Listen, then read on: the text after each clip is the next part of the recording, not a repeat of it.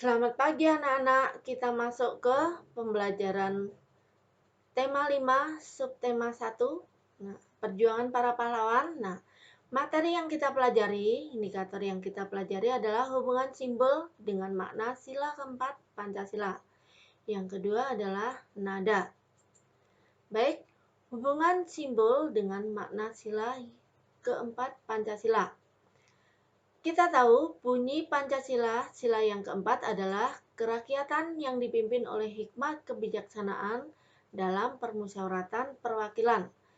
Sila ini dilambangkan dengan kepala banteng berlatar belakang warna merah. Nah, mengapa kepala banteng?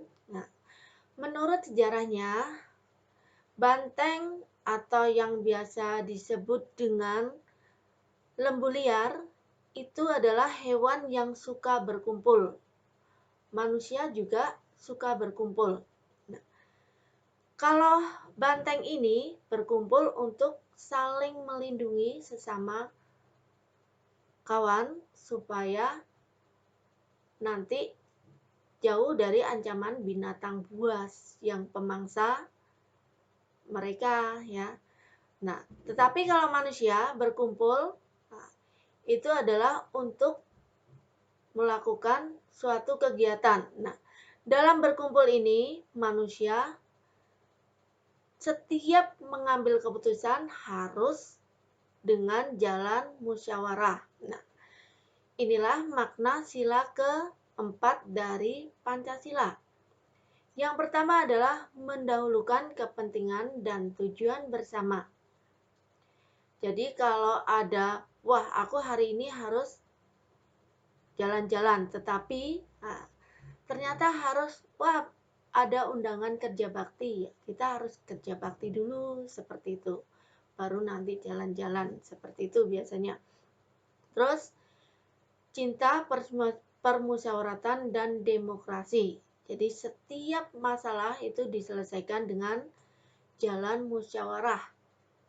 Nah, terus seperti misalnya pemilihan ketua kelas itu yang ada di kelas kita. Kalau kita masuk sekolah ya. Terus pemilihan wakil rakyat, pemilihan presiden juga dengan jalan demokrasi melalui pemilu. Terus yang ketiga adalah bijaksana dalam menyelesaikan masalah. Nah, ya seperti tadi diselesaikan dengan musyawarah. Tidak boleh maunya menang sendiri, harus nurutin aku. Tetapi dibicarakan bersama jalan terbaik untuk semuanya, itulah yang diambil. Baik, kita lanjutkan. Nah, inilah contoh sikap sehari-hari yang mencerminkan sila keempat Pancasila. Yang pertama adalah mengutamakan musyawarah untuk menyelesaikan masalah. Yang kedua, tidak memaksakan kehendak kepada orang lain. Menghormati dan menghargai pendapat teman atau anggota keluarga lain, baik di rumah ataupun di organisasi. Baik, kemudian menghargai setiap hasil keputusan musyawarah dan melaksanakan dengan baik.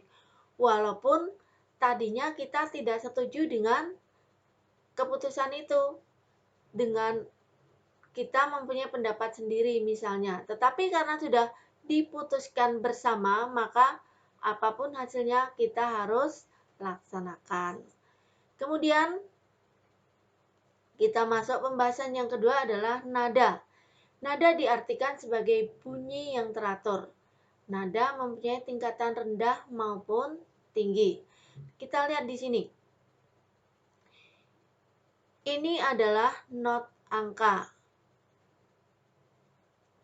Ini ada garis-garis, ada bulatan-bulatan hitam. Nah, garis ini disebut garis paranada.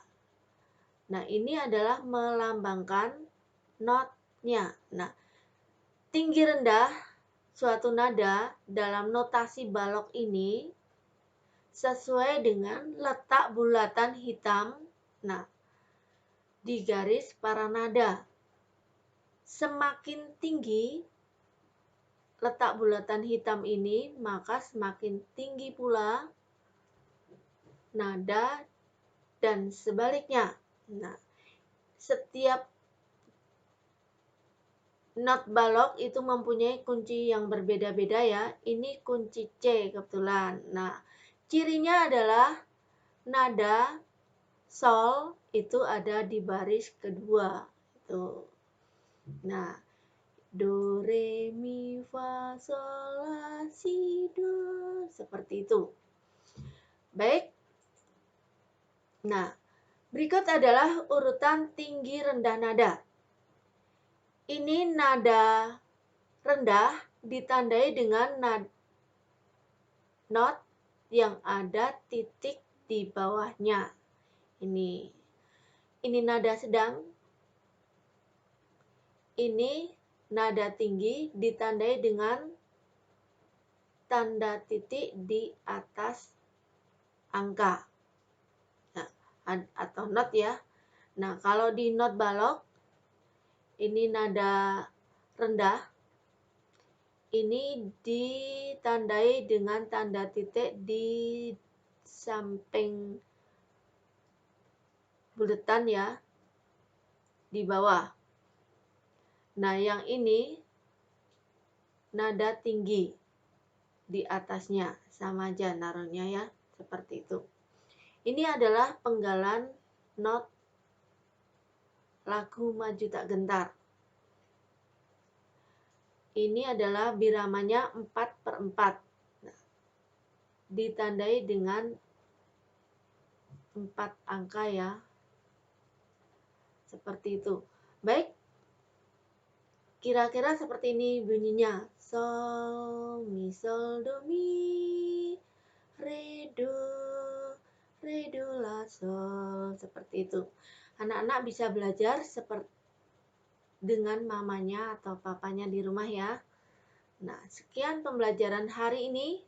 Terima kasih.